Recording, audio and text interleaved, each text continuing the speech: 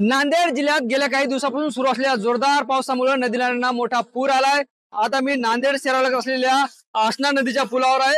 आपण बघतोय आसना नदी जी आहे ते अशा प्रकारे प्रचंड मोठा पुराला चित्र या ठिकाणी आपल्याला पाहायला मिळतं। ड्रोनच्या माध्यमातून सगळी दृश्य आपण या ठिकाणी बघतोय। खरं तर आसना नदीनं रुद्ररूप धारण केले।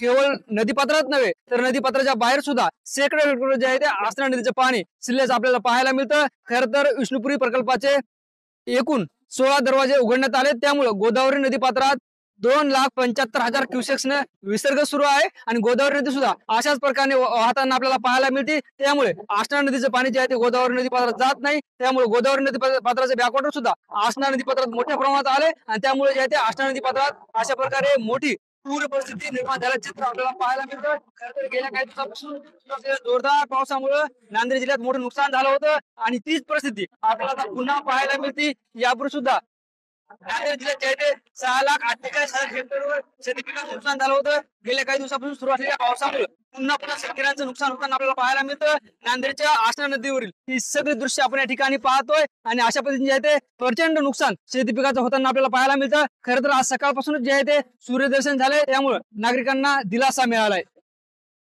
Camera person Aniket Dahatonde, drone pilot Prashant खिल्लारेसह ज्ञानेश्वर लोंढे, TV9 मराठी।